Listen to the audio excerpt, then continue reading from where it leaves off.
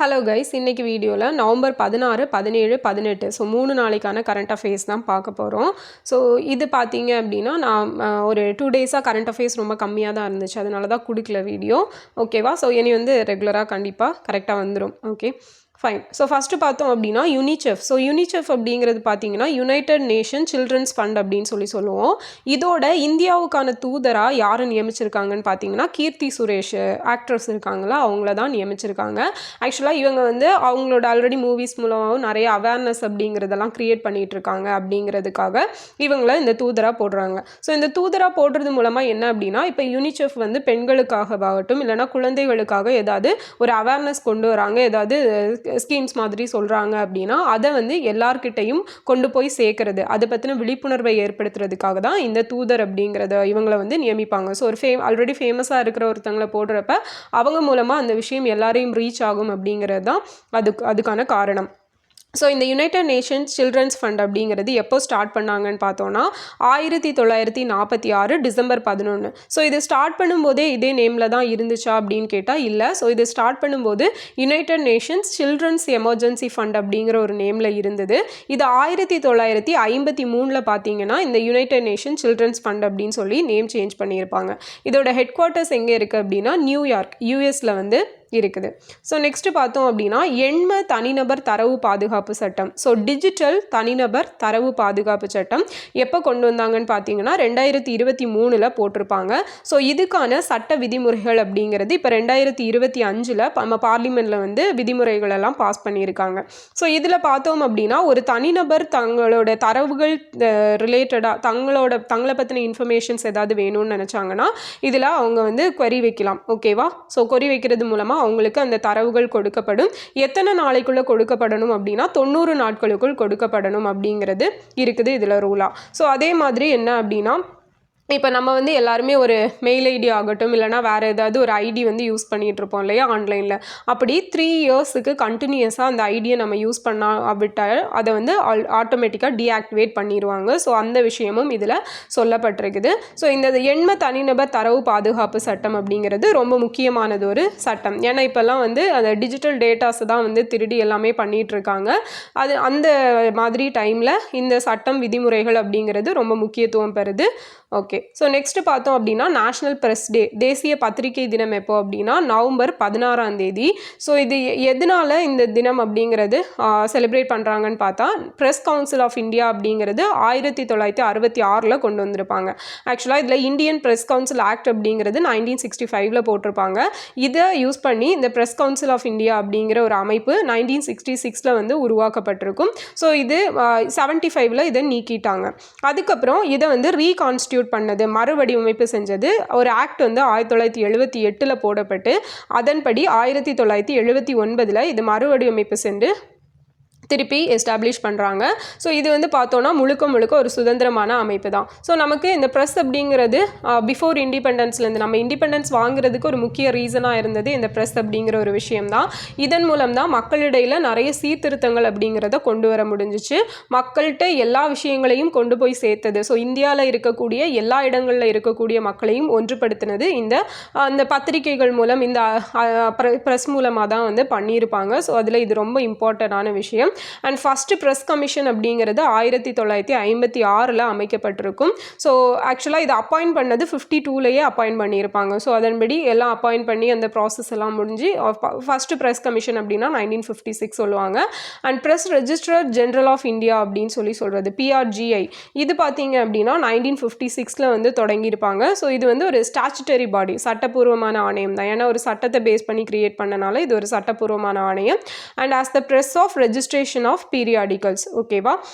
So இது எதன்படி எந்த சட்டத்தை பேஸ் பண்ணி இப்போ இதில் வந்து புதுசாக ஒரு சட்டம் கொண்டு வந்திருக்காங்கன்னு பார்த்தோன்னா 2023 Press and Registration of Periodicals Act அப்படிங்கிற ஒன்று வந்து கொண்டு வரப்பட்டிருக்குது. ஓகே, ஸோ இதெல்லாம் வந்து பார்த்தோம் அப்படின்னா 16, 17 கரண்ட் அஃபேர்ஸ்.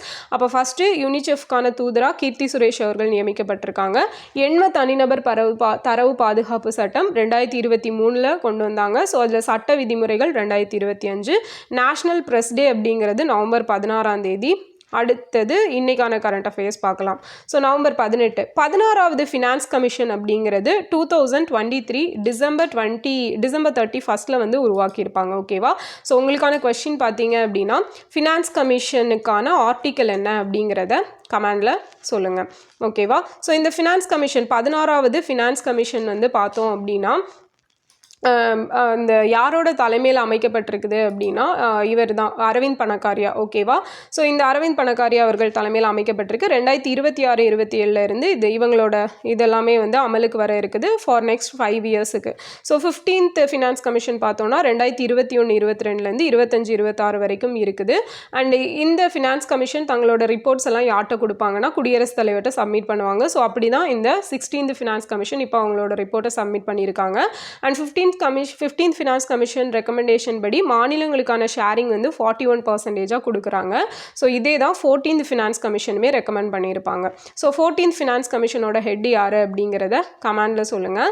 அண்ட் இப்போ பார்த்தீங்க அப்படின்னா 15th ஃபினான்ஸ் கமிஷனுக்கு நந்த்குமார் சிங் அப்படிங்கிறவர் வந்து NK சிங். ஸோ அவர் தான் வந்து ஹெட்டாக இருந்திருப்பார்.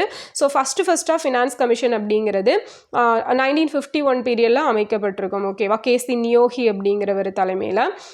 ஸோ அதுக்கப்புறமா டோட்டலாக இப்போ வந்து 16வது ஃபினான்ஸ் கமிஷன் அப்படிங்கிறது இருக்குது. ஸோ இந்த ஃபினான்ஸ் கமிஷன் பற்றி ஆல்ரெடி நம்ம தனியாகவே வீடியோஸ் எல்லாம் நிறைய பார்த்துருப்போம். ஓகேவா? ஸோ அது வந்து பார்த்துக்கலாம். நெக்ஸ்ட் பார்த்தோம் அப்படின்னா மக்களை தேடி மருத்துவம். ஸோ இந்த மக்களை தேடி மருத்துவம் அப்படிங்கிறது இப்போ எதுக்காக நியூஸில் வந்திருக்குன்னு பார்த்தீங்கன்னா இதில் பயனடைந்த மக்களோட எண்ணிக்கை 2.50 crore மக்கள் வந்து பயனடைஞ்சிருக்காங்க அப்படிங்கிற ஒரு ரிப்போர்ட் கொடுத்துருக்காங்க. ரொம்ப முக்கியமான நம்பர் இது. ஸோ இந்த மக்களை தேடி மருத்துவம் MTM அப்படின்னு தான் சொல்லுவாங்க இதை. ஓகேவா? ஸோ இந்த மக்களை தேடி மருத்துவம் திட்டம் எப்போ தொடங்கப்பட்டுச்சு? August 5, 2021 வந்து ஸ்டார்ட் பண்ணியிருப்பாங்க கிருஷ்ணகிரியில் சாமனப்பள்ளி அப்படிங்கிற பிளேஸில். ஸோ இந்த திட்டத்தில் என்ன பண்ணுறாங்க அப்படின்னா வீடு வீடாக தேடி போய் அவங்களுக்கு அந்த நான் கம்யூனிகபிள் டிசீஸ், அதாவது தொற்றா நோய்கள் அப்படின்னு சொல்லி அழைக்கப்படுற நீரிழிவு நோய், ஸோ ப்ரெஷர், இதெல்லாம் வந்து செக் பண்ணி அவங்களுக்கு மெடிசன் அப்படிங்கிறது ப்ரொவைட் பண்ணுவாங்க. ஸோ இந்த மக்களை தேடி மருத்துவம் எத்தனை வயசுக்கு மேலே இருக்கிறவங்களுக்கு அப்படின்னா 45 ஏஜஸ்க்கு மேலே இருக்கிறவங்களுக்கு வீட்டுக்கு போய் செக்அப் பண்ணுவாங்க. ஸோ இந்த திட்டம் தான் பார்த்தோம் அப்படின்னா ஒரு வேர்ல்ட்லேயே வந்து ரொம்ப ஒரு முன்னோடி திட்டமாக இருக்குது அப்படின்னு சொல்லிட்டு 2024 யுனைடெட் நேஷனோட டாஸ்க் ஃபோர்ஸ் அவார்ட் அப்படிங்கிறது கொடுத்துருப்பாங்க. Okay, United nation integrated task force award 2024 அப்படிங்கிறது மக்களை தேடி மருத்துவம் திட்டத்துக்காக கொடுக்கப்பட்டிருக்கும். ஸோ ரொம்ப முக்கியமான ஒரு டேட்டா. லாஸ்ட்டாக டெக்னிக்கல் எக்ஸாமில் கூட இந்த கொஸ்டின் கேட்டிருப்பாங்க.